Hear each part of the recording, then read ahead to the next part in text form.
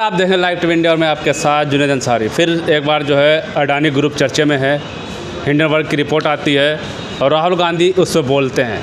राहुल गांधी जैसे ही बोलते हैं कंगना रनावत का बयान आता है कि राहुल गांधी जो है कलंक हैं देश के लिए, जहरीले हैं राहुल गांधी, और ये पीएम बनने का सपना न देखें, या अगर ये पीएम बनते हैं तो देश बर्बाद हो जाएगा। एक बार फिर हमारे साथ लालमन सिंह हैं, इनसे बातचीत करेंगे। सर स्वागत है आपका। पहले तो धन्यवाद। क्या कहेंगे कंगना रनावत की जो बातचीत की, उन्होंने कहा है कि राहुल गांधी जहरीले हैं देश के लिए।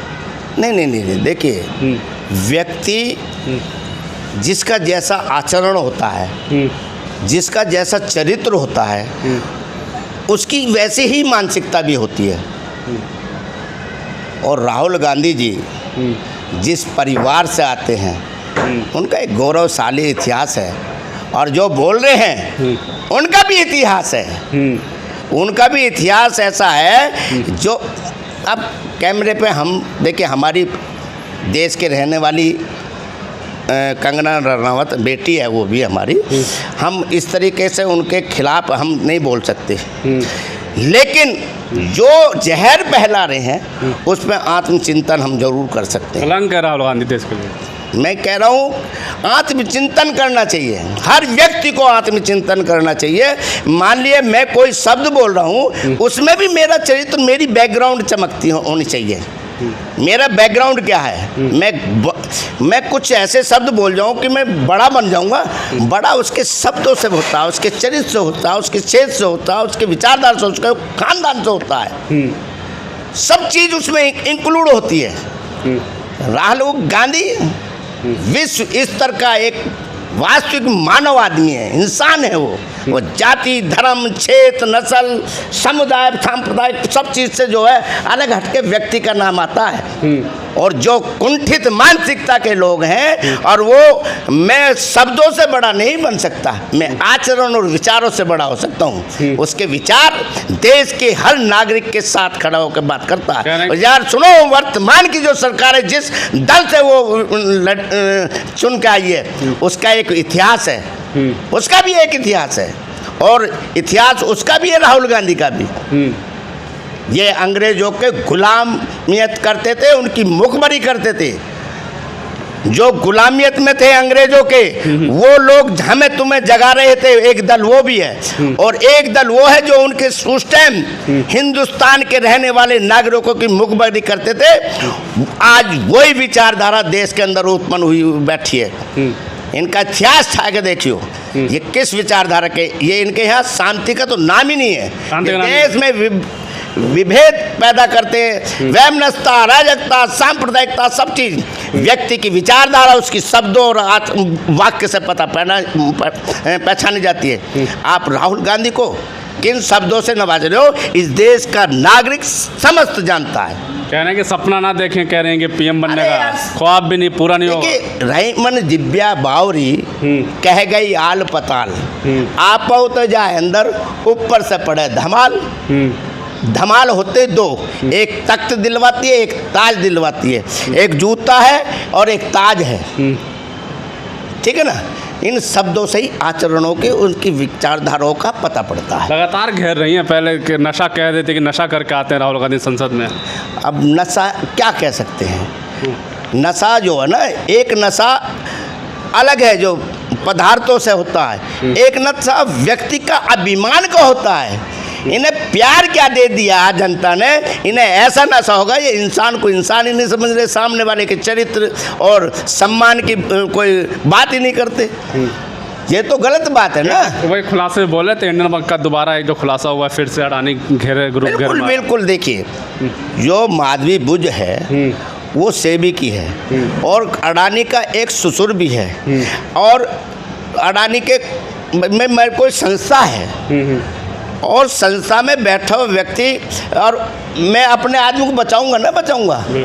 और उसे बचाने में अडानी जो सेबी है, सेबी क्या है? एक अलग संस्था है, और उस संस्था का काम क्या है? निष्पक्ष और स्वायत्त होकर जो है और पारदर्शिता से काम करे, और उस जितना बढ़िया पारदर्शिता से काम करेंगे वही देश की निर्माण में बहुत बड़ा अहम भूमिका होती है। आज हमारी जो अविश्वसनीयता है, आप एक बात सुनिए, ईडी, सीबीआई, इनकम टैक्स और सेबी, ये तो कोर्ट ने भी नकार दिया इनको।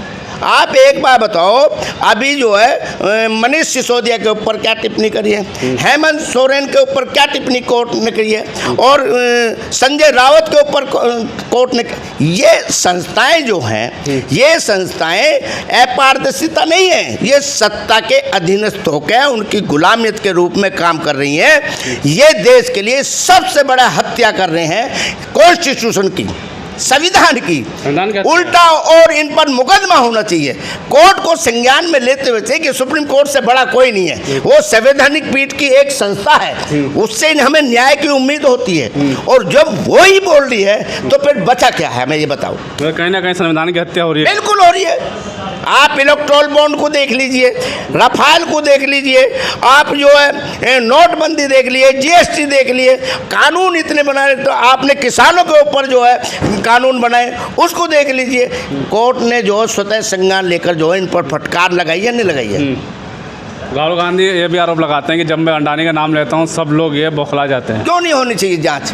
देखिए, सदन का प्रतिपक्ष का नेता है और इसे कॉन्स्टिट्यूशनली शैडो प्रधानमंत्री बोला जाता है, ठीक है। और आप संविधान के रूप में वो व्यक्ति, इतनी जिम्मेदारी पक्ष की जो सत्तारूढ़ पार्टी की नहीं है जितनी विपक्ष के दल की है, क्योंकि वो देश के हर नागरिक, देश के सीमा की, विदेश नीति की तमाम जितनी भी योजनाएं बनती हैं वो विपक्ष का दल का नेता का दायित्व बनता, कोई गलत सरकार गलत कदम ना उठा ले। जेसीपी की मांग कर रहे राहुल गांधी जांच की। बिल्कुल होनी चाहिए जेसीपी। अभी इन्होंने कानून लाया, उसे तो सहजता से जेसीपी को दे दिया, और जो जनता आवाज कर रही है उसको तुम जेसीपी बोर्ड वाले पे, वक्फ बोर्ड पे इन्होंने मुंह की खानी पड़ी, कोई जवाब ना दे, क्योंकि दो बैसाखी वाले जो वो भी जो इस चीज पे इनका कभी भी समर्थन हटा सके, तो उससे मुंह, अपना काला मुंह बचने के लिए जेपीसी को पकड़ा दिया। मुंह तो इनका काला होना है निश्चित, आज नहीं तो कल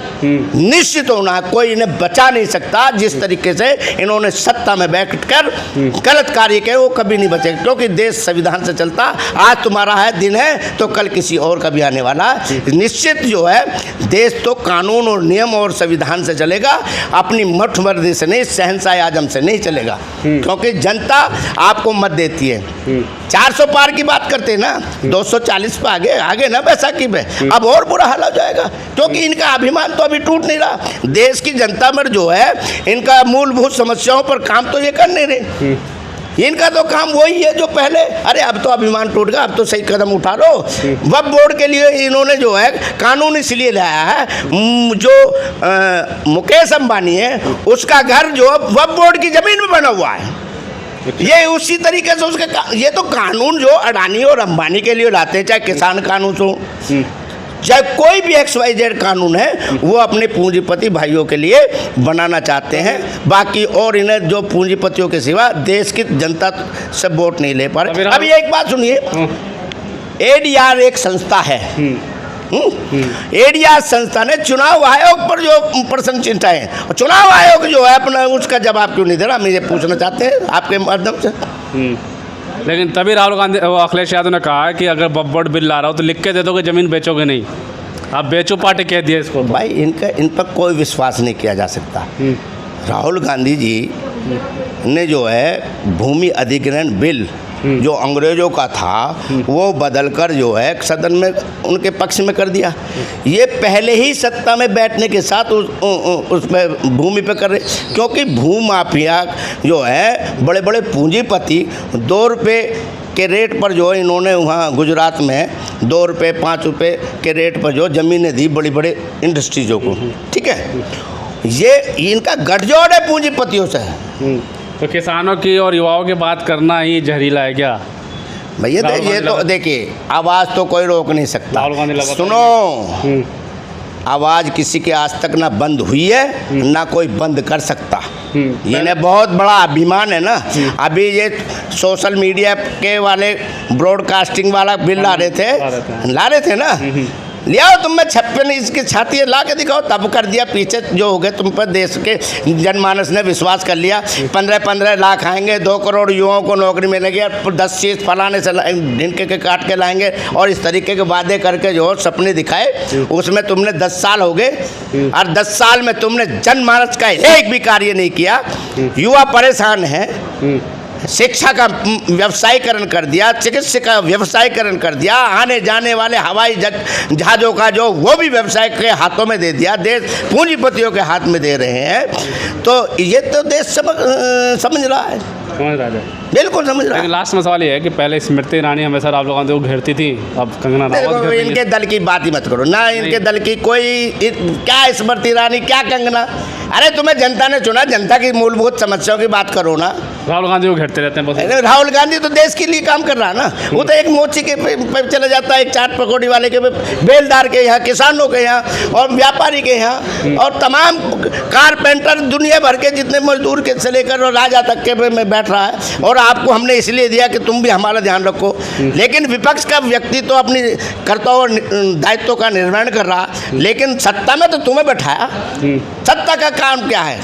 सत्ता का काम क्या है? देश में अशांति ना हो, देश में उन्नति, प्रगति, भाईचारा, शिक्षा, स्वास्थ्य और तमाम जितनी भी मूलभूत समस्याएं हैं उन पर निगरानी का काम ही तो सत्ता का है। बिल्कुल, चलिए बहुत बहुत शुक्रिया आपका। बिल्कुल साफ तौर पे जो है ये बयानबाजी जो आ रही हैं, हमने बहुत से लोगों से बातचीत की, सभी का ये कहना है कि मेन मुद्दे जो हैं उनको भड़काने के लिए जो राहुल गांधी आजकल गरीबों की बात कर रहे हैं, महंगाई की बात कर रहे हैं, युवाओं की बात कर रहे हैं, अग्निवीर की बात कर रहे हैं, इन सब पे चर्चा ना हो इसलिए जो है ये बयानबाजियाँ जो है कभी राहुल गांधी की जाति पूछ ली जाती है, तो कभी उन्हें नशेड़ी कहा जाता था और अब जहरीली कह दिया गया। हालांकि राहुल गांधी से जब पूछा जाता, राहुल गांधी इन बातों से कुछ नहीं कहते, वो ये भी नहीं कहते कि मुझसे माफ़ी मांगिए, वो सब कुछ छोड़ के सिर्फ जनता के हित की बात करने लगे हैं। आपको क्या लगता है जो ये बयान दिया कंगना रनावत ने, ये सही है या गलत है?